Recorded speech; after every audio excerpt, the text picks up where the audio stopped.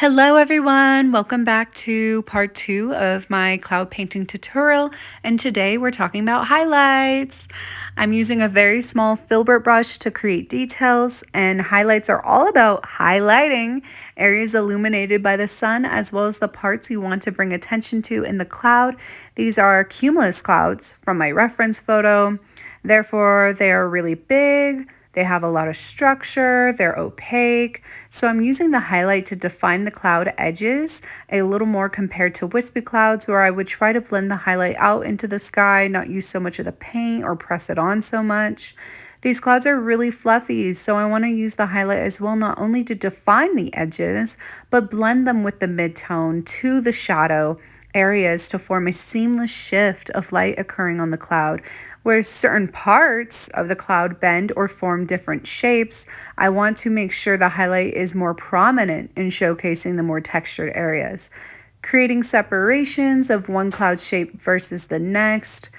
Pay attention to the direction of the sun and the direction in which the cloud shape is going. That can further assist you when using a reference photo or not. As I get closer to the horizon, I start to use less pressure and less of the highlight to make fine definitions, because as mentioned, the horizon is where we lose sight and colors become more muted and structures less defined. As I finish with the highlights, I go back and tweak the shadows a bit. I struggled a little with the big shadow under that big cloud because the shadow is a part of that big cloud, and I wanted it to look more cohesive as the colors transition like an ombre. Know when to blend out your shadow and when to have a defined shadow. As you can see with the more vertical shadow separating these two big clouds at the top, I have a highlight right next to it. It isn't blended out. In this case, I'm creating simultaneous contrast, an optical illusion that immediately makes it look like it has depth. So using your lights against the darks in defined areas creates that contrast immediately. Using the tiny brush allows me to make finer details and manipulate the shape of the cloud even more so than before. I'm using sweeping motions, I'm drawing lines, and blending with this brush. I hope this has helped you today.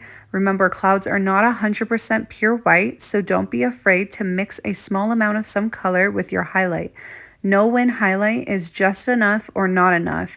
You don't want to overwhelm the other tones in the cloud or else you lose form. Using highlight is about which areas are sunlit more than others, but they aren't all sunlit. I hope this helped. Enjoy the rest of the video. Bye, guys.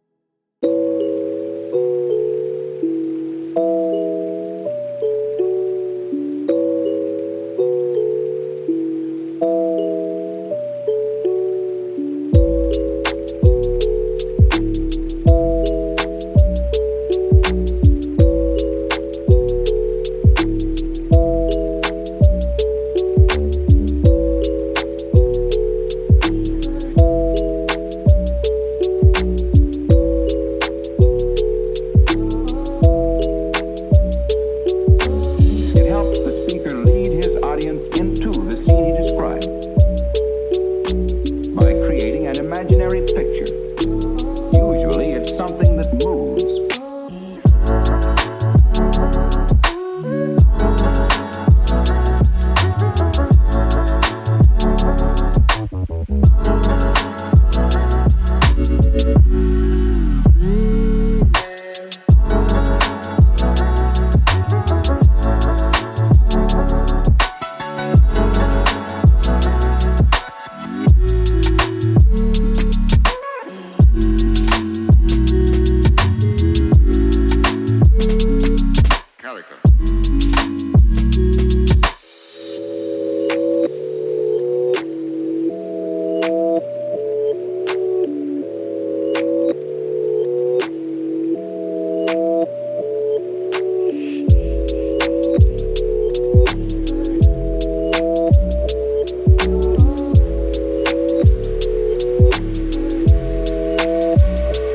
So then, why?